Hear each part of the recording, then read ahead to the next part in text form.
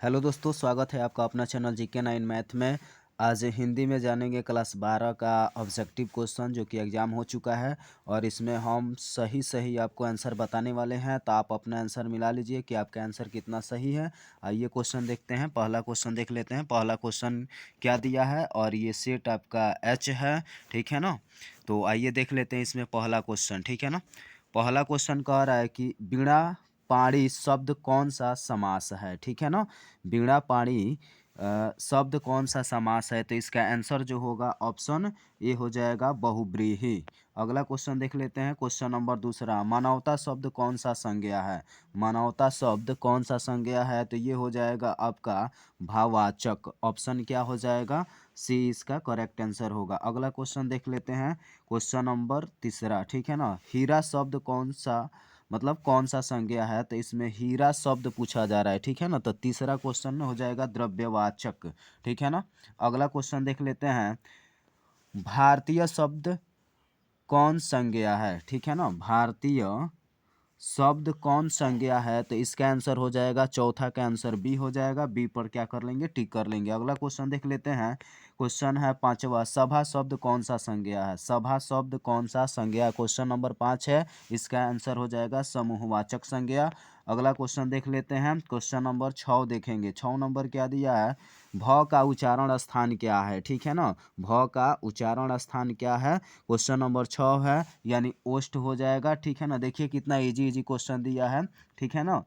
अगला क्वेश्चन देख लेंगे। इसमें क का उच्चारण स्थान क्या है, तो सातवां का जो आंसर होगा ऑप्शन ए हो जाएगा। अगला क्वेश्चन देखेंगे 8 नंबर। देखिए 8 नंबर क्वेश्चन क्या कह रहा है, स का उच्चारण स्थान क्या है। स का उच्चारण स्थान क्या है, क्वेश्चन नंबर 8 है। 8 का आंसर बी हो जाएगा, दंत होगा। अगला क्वेश्चन देख लेंगे। क्वेश्चन नंबर 9, अर्थ के आधार पर संज्ञा के कितने भेद हैं, तो अर्थ के आधार पर संज्ञा के 5 भेद होते हैं। अगला क्वेश्चन देख लेते हैं। क्वेश्चन नंबर 10 कह रहा है, जो स्त्री अभिनय करे के लिए एक शब्द क्या होगा, तो इसका आंसर जो है 10 नंबर का आंसर हो जाएगा अभिनेत्री, ठीक है ना। अगला क्वेश्चन देख लेते हैं। क्वेश्चन नंबर 11, उद्गम शब्द का संधि विच्छेद क्या है। उद्गम शब्द का संधि विच्छेद पूछा जा रहा है, तो 11 नंबर का आंसर हो जाएगा उत धन गम, ठीक है ना। ऑप्शन ए होगा। अगला क्वेश्चन देख लेते हैं। Question number 12। 12 नंबर क्वेश्चन क्या दिया है, हितैषी शब्द का संधि विच्छेद क्या है, ठीक है ना। तो 12 नंबर का आंसर हो जाएगा सी हित धन ऐसी, ठीक है ना। अगला क्वेश्चन देख लेते हैं। क्वेश्चन नंबर 13, जगदम्बा शब्द का संधि विच्छेद क्या है। जगदम्बा शब्द पूछा जा रहा है, तो 13 का जो आंसर होगा आपका ऑप्शन नंबर ए हो जाएगा करेक्ट आंसर। अगला क्वेश्चन देख लेते हैं। Question number 14। 14 का जो आंसर होगा उसको देख लेते हैं, ठीक है ना। तो 14 का जो आंसर है इसको देख लेते हैं। क्वेश्चन क्या कह रहा है, अध्पका शब्द में उपसर्ग क्या है, ठीक है ना। तो इसका जो आंसर होगा वो आपका आंसर हो जाएगा 14 नंबर का आंसर हो जाएगा ए अध, ठीक है ना। उपसर्ग पूछा जा रहा है। अगला क्वेश्चन देख लेते हैं 15 नंबर। 15 नंबर क्वेश्चन कह रहा है, अवगुण शब्द में उपसर्ग क्या है, ठीक है ना। तो अवगुण शब्द में अव क्या हो जाएगा, उपसर्ग हो जाएगा। क्वेश्चन नंबर देख लेंगे 16, सोहन पढ़ता है किस काल का उदाहरण है, ठीक है ना। तो ये वर्तमान काल का उदाहरण है। 17 नंबर क्वेश्चन देख लेते हैं। 17 नंबर, रवि ने खाया किस काल का उदाहरण है, ठीक है ना। ये क्वेश्चन नंबर 17 है, रवि ने खाया। तो इसका आंसर जो हो जाएगा ये हो जाएगा भूतकाल का, ठीक है ना। क्वेश्चन देखेंगे 18।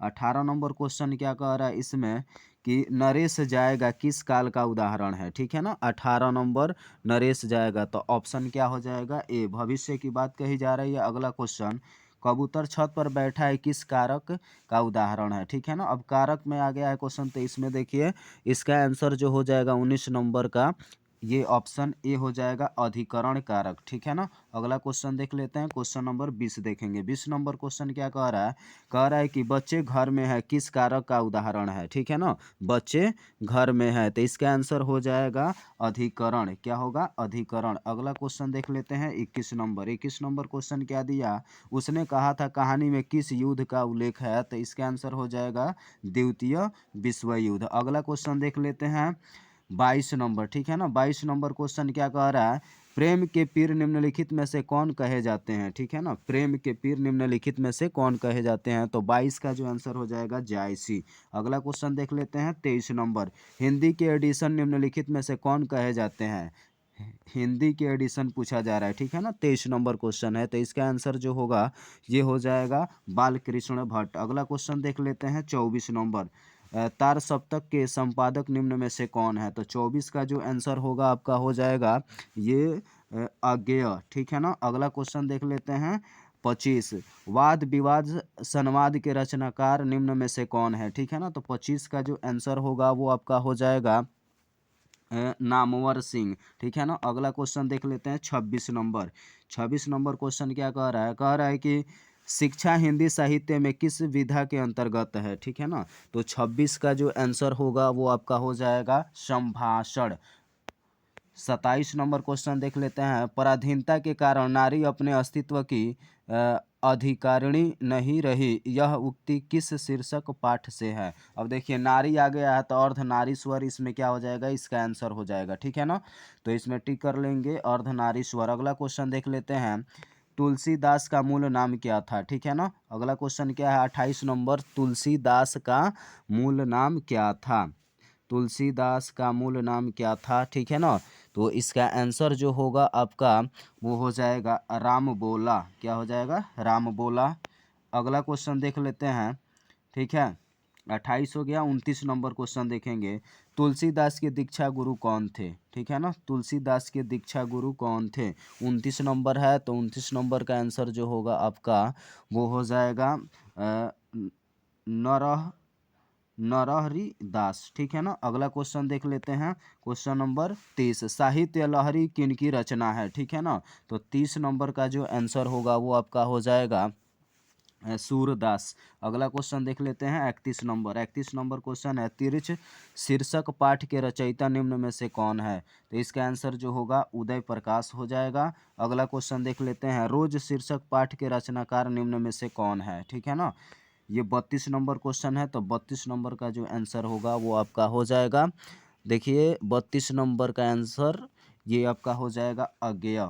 अगला क्वेश्चन देख लेते हैं, अगला क्वेश्चन दिया है 33 नंबर, सिपाही की माँ शीर्षक पाठ के रचयिता निम्न में से कौन है, ठीक है ना, सिपाही की माँ, 33 नंबर का जो आंसर होगा वो हो जाएगा आपका यानी मोहन राकेश। अगला क्वेश्चन है, कड़बक शीर्षक कविता में कवि निम्न में से कौन है, ठीक है ना, इसमें कड़बक पूछा जा रहा है, ठीक है ना, ये क्वेश्चन नंबर 34 है, तो 34 का जो आंसर होगा आपका हो जाएगा कड़बक जायसी। अगला, अधिनायक शीर्षक कविता में कवि निम्न में से कौन है, अब अधिनायक पाठ के बारे में पूछा जा रहा है, तो इसका जो आंसर होगा 35 नंबर का, 35 का आंसर जो हो जाएगा वो आपका रघुवीर सहाय होगा।